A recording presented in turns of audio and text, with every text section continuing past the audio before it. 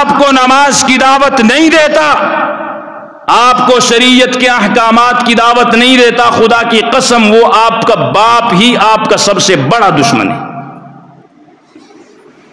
سب سے بڑا دشمن وہ ہے جو آپ کو نماز کی طرف نہیں بلاتا، جبکہ قرآن مجید کے اندر اللہ رب العزت نے بار بار نماز پڑھنے کا حکم دیا ہے۔ ایک آیت نہیں، سینکڑوں آیات کے اندر اللہ نے اس عبادت کی ادا کرنے کا حکم دیا ہے، اور جتنی اللہ نے نماز کی اہمیت بیان کی ہے اتنا ہی ہم اسے چھوڑ رہے ہیں۔ چلو معذور ہے، بیمار ہے، مسجد میں نہیں آ سکتا، وہ تو کل قیامت کے دن اللہ کے سامنے جواب دے دے گا، عرض کرے گا یا اللہ صحت نہیں تھی، نہیں جا سکتا تھا، گھر میں پڑھ لیتا تھا۔ لیکن جتنے یہ نوجوان بیٹھے ہوئے ہیں ان کو کیا مسئلہ ہے؟ کوئی مسئلہ ہی نہیں ہے۔ آج ان کو کہیں نا کہ آپ نے فلانی جگہ پہ جانا ہے، سردی بھی نہیں دیکھیں گے، گرمی بھی نہیں دیکھیں گے، کپڑے بھی نہیں دیکھیں گے، بس چل پڑیں گے۔ لیکن محلے کی اذان مسجد میں جب مؤذن کہتا ہے نا کہ آؤ کامیابی ادھر ہے، آؤ نماز پڑھ لو، آؤ اللہ تمہیں بلا رہا ہے، اس وقت ہمارے سل کمزور ہو جاتی۔ کس طرف ہم جا رہے ہیں یار؟ کس راستے پہ ہم لگ چکے ہیں؟ تو خدا کے لیے نماز شروع کریں، نماز پڑھیں۔ پیارے پیغمبر جناب محمد الرسول اللہ صلی اللہ علیہ وسلم کی چند احادیث ہیں جو نماز چھوڑنے کے نقصانات کے حوالے سے ہیں۔ یہ کان کی کھڑکیاں کھول کے سنیے گا۔ ہم بھی اپنے آپ کو عاشق رسول کہتے ہیں نا، ہم اپنے آپ کو مسلمان کہتے ہیں نا، کبھی تنہائی میں بیٹھ کے سوچنا کوئی مسلمانوں والی بات ہمارے اندر ہے بھی صحیح؟ عبادات میں سے سب سے بہترین پہلا درجہ نماز کا ہے۔ کیا اس نماز کے بارے میں ہم نے کبھی سوچا ہے کہ نہیں؟ مسجد میں آ کے سجدے تو کر لیتے ہیں، کیا یہ نماز ہمیں آتی بھی ہے کہ نہیں؟ پہلی حدیث پیارے پیغمبر جناب محمد الرسول اللہ نے فرمایا کہ جس شخص کی ایک نماز فوت ہو جائے، ایک نماز، اس کا اتنا زیادہ نقصان ہے کأنما وطر اہلہ ومالہ، گویا کہ اس کے گھر اور سارا مال و دولت اور اس کے اہل و عیال تباہ و برباد ہو جائے۔ اس سے بھی زیادہ نقصان ایک نماز کے چھوڑنے کا ہے۔ پیارے پیغمبر جو سراپا رحمت بن کے آئے ہیں، حضور نے چند مواقع کے علاوہ لوگوں کو بد دعا نہیں دی۔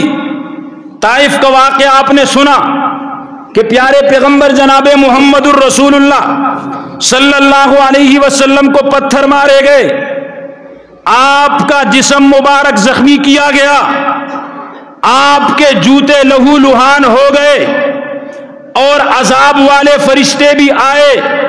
جبرائیل نے کہا حضور آپ حکم دیں، ایسا طوفان آئے گا کہ یہ طائف صفحہ ہستی سے مٹ جائے گا۔ پیارے پیغمبر نے کیا فرمایا؟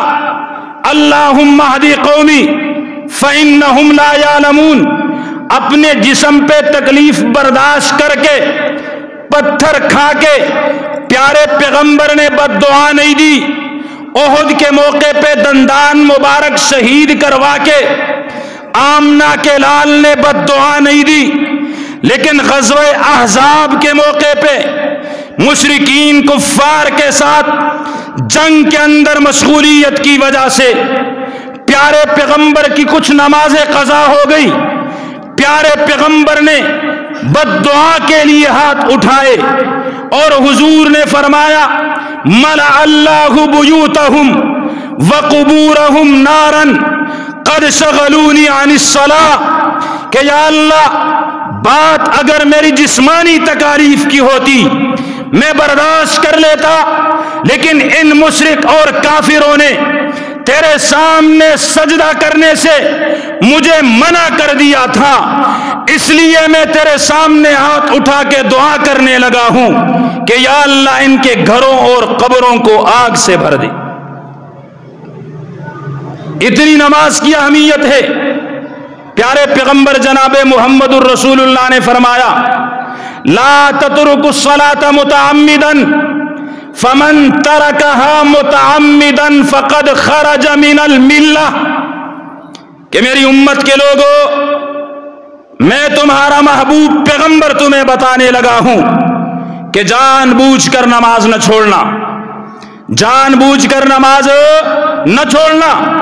और हम जितने भी छोड़ते हैं सारे जानबूझ के छोड़ते हैं, सारे जानबूझ के छोड़ते हैं। सेहत भी है, वक़्त भी है, निज़ाम भी है, सहूलियात भी हैं, लेकिन अजान हो जाए हमें नमाज की फिक्र नहीं होती। इस हदीस का अगला जुमला सुनिएगा, नमाज न पढ़ के हम अपने आप को मुसलमान कहते हैं।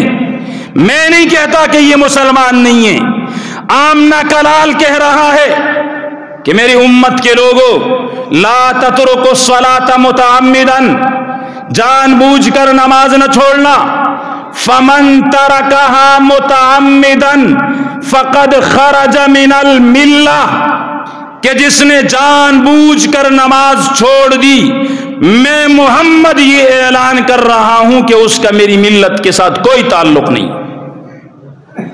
एक और हदीस में प्यारे पैगंबर ने फरमाया, ला सहम फिल इस्लामी लिमन ला सलात लहू, ला सहम फिल इस्लामी लिमन ला सलात लहू, कि जो शख्स नमाज नहीं पढ़ता, जो बंदा नमाज नहीं पढ़ता, इस्लाम के अंदर उसका कोई हिस्सा नहीं है। इन अहादीस पे गौर व फिक्र करें।